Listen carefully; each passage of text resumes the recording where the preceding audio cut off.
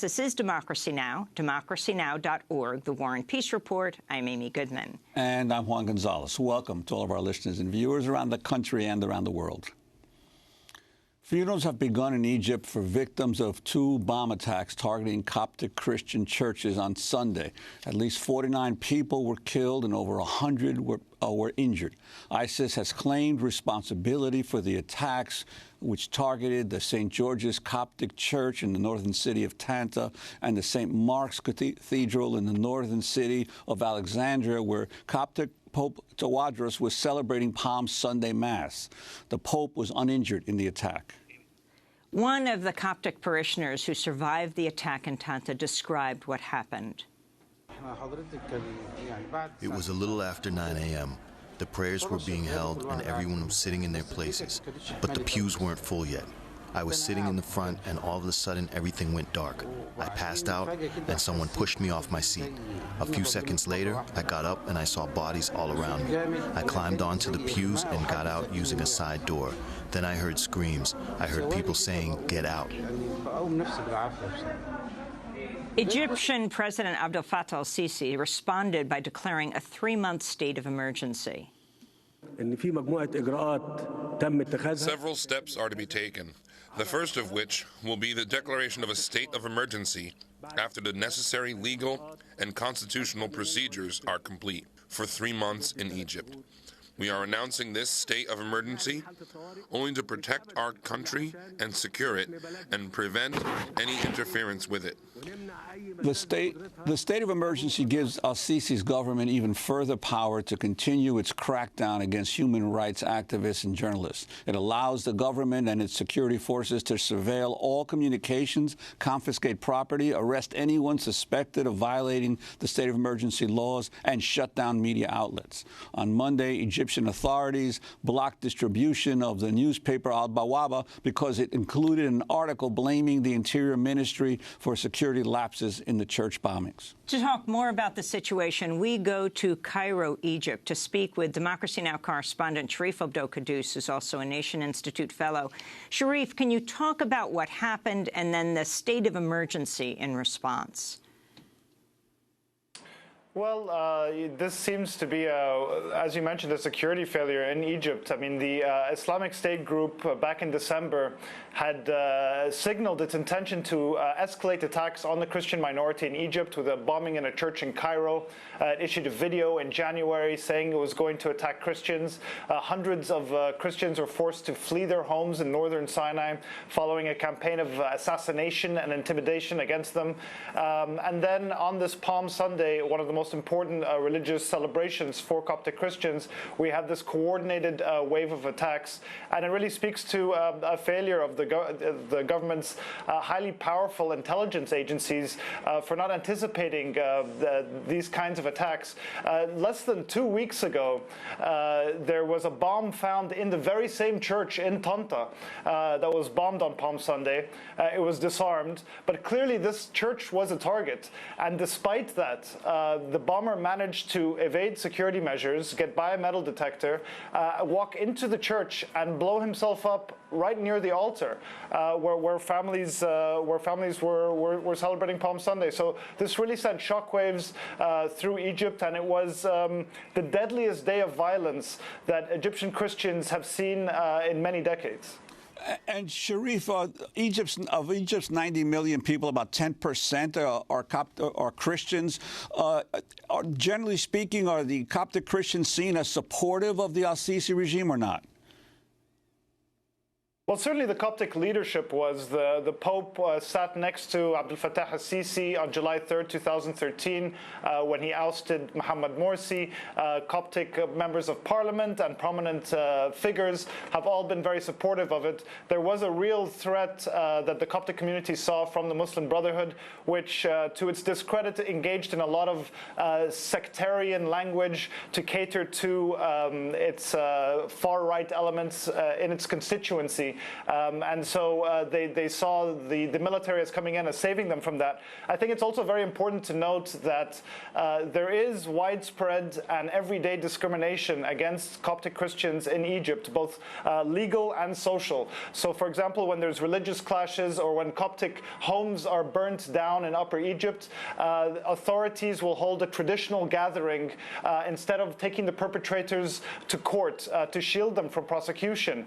When churches have been attacked for years under the pretext that they're built or renovated illegally, then we have years of debate, and finally Parliament passed a law last year passed a law about renovating churches that still is far more restrictive than the regulations allowing mosques to be built. So, and there's also a failure to even acknowledge this kind of discrimination. Officials usually say it's exaggerated or even non-existent, and this creates fertile grounds for those who seek to incite violence against Christians like the Islamic State. And Sharif, I wanted to ask you also, have there been any efforts by or any successful attempts by the secular pro-democracy movement in Egypt, which is obviously now under intense attack by the El-Sisi government, as well as the supporters of the Muslim Brotherhood, to attempt to build some kind of alliance because really El-Sisi is consolidating further and further his dictatorship. And I'm wondering what the popular efforts to build a united front against him, if there's any real effort occurring. Well, so many groups are under such fierce attack right now. There really is organizing and movement building is very difficult at the moment. So many people have been imprisoned. So many people have gone into exile because of the repression in Egypt.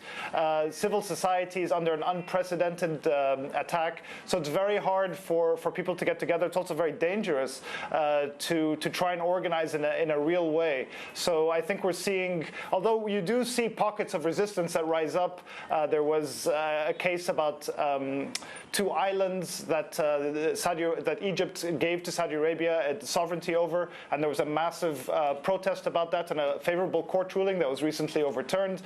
Doctors came out in full force after some of members of their syndicate were attacked by police, and that had an effect in the courts as well. So you do see these moments of uprising, but in terms of cohesive movement building, I think we're still a long way off. Following Sunday's attack, President Trump took to Twitter to express his faith in Sisi, tweeting, quote, "So sad to hear of the terrorist attack in Egypt. U.S. strongly condemns. I have great confidence that President El-Sisi will handle situation properly." Sharif, can you talk about the special relationship between Sisi? He was the first foreign leader to call and congratulate Donald Trump. He just was received by Donald Trump at the White House. And also the history of the security crackdown, emergency rule under Mubarak. It lasted for over 3 decades. Right. I mean, Egypt lived under a state of emergency for all 30 years of Mubarak's rule. The lifting of the state of emergency was one of the main demands of the 2011 uprising. It was finally lifted in 2012, reinstated briefly for a month following the massacre in Rabaa in 2013. But what the state of emergency that Sisi ordered on Sunday does, it grants him exceptional powers, for example, to use state security emergency courts to try suspects.